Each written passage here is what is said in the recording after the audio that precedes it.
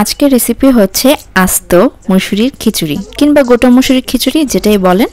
এখানে 3 পট চাল, পোলার চালটা আমি একদম ভালো করে ধুয়ে আধা ঘন্টার মতো ভিজিয়ে রেখেছিলাম যাতে রান্না করার সময় চালটা ভেঙে না যায়।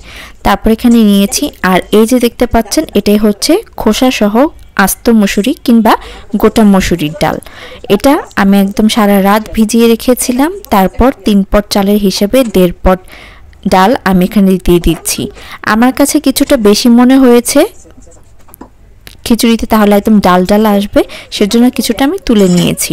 আপনারা আপনাদের পছন্দ মতো দেবেন। তার সাথে অ্যাড করে দিলাম পেঁয়াজ কুচি, কাঁচামরিচ আর থেতলে রাখা রসুন, 1 টেবিল চামচ পরিমাণ আদা বাটা, গরম মশলায় দারচিনি, এলাচ, তেজপাতা আর লবণ। এটাকে একদম হাতে মাখানো খিচুড়ির মতো করে বসিয়ে দেব। ভুনা খিচুড়ির মতো এটাকে আলাদা করে এটা আমি ভুনিয়ে নেব না। এই গোটা মসুরির ডালটা খুঁজে পাওয়াটা খুব বেশি টাফ। এটা যে কোনো সুপার শপে কিংবা আপনাদের মুদি দোকানে পেতেও একটু কষ্টকর হয়ে যায়। আমারই পেতে অনেক কষ্ট হয়েছে, আমি তারপরও এটা যেহেতু খেতে অনেক বেশি মজা, যেভাবেই হোক খুঁজে পেয়ে খাবই। এখানে দিয়ে দেওয়া হয়েছে ধনিয়া গুঁড়া, জিরা গুঁড়া 1 চা চামচ পরিমাণ। এখন দিয়ে দেওয়া হচ্ছে 1.5 চা চামচ পরিমাণ হলুদের গুঁড়া, সরিষার তেল,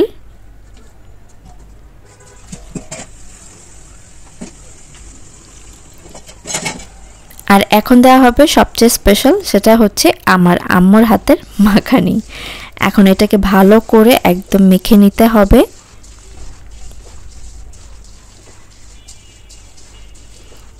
এই পর্যায়ে যত ভালো করে আপনি এটা একদম ভালোভাবে প্রতিটা চাল ডাল মিক্স করে একদম মেখে নিতে পারবেন, এটা খেতে কিন্তু ততটাই মজার হবে।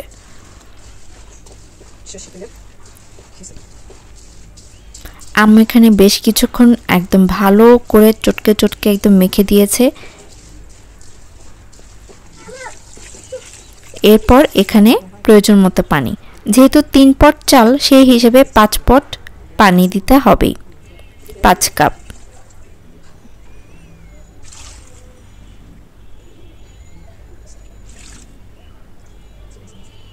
হাত দিয়ে এভাবে দেখে নেবেন, সেই হিসাব করে আপনারা পানিটা দিয়ে নিতে পারেন। এরপর একদম দমে বসিয়ে রাখা হয়েছে। তারপর আমি আপনাদের ফাইনাল লুকটা দেখাচ্ছি। একদম পারফেক্টলি ঝরঝরা হয়েছে, আর এটা কিন্তু যে কোনো ভর্তা দিয়ে খেতে বেশ মজা লাগে। এটা আমরা আরও কিছুক্ষণ দমে রেখে দিব, আর এটাই হচ্ছে ফাইনাল আমাদের খিচুড়ি, আস্ত মসুরির খিচুড়ি। এই রেসিপিটা দেখে বাসায় ডেফিনেটলি আপনারা ট্রাই করবেন এবং ট্রাই করে আমাকে জানাবেন খেতে কেমন হয়েছে। আমি তো যে কোনো ভর্তা দিয়ে এটা খেতে বেশ পছন্দ করি। আচ্ছা, এই পর্যায়ে আপনারা সরিষার তেল কিংবা ঘি আপনাদের ফ্লেভার অনুযায়ী যে কোনোটাই অ্যাড করে দেন ঢাকনা দিয়ে ঢেকে দিতে পারেন। আজকে এই পর্যন্তই। আল্লাহ হাফেজ।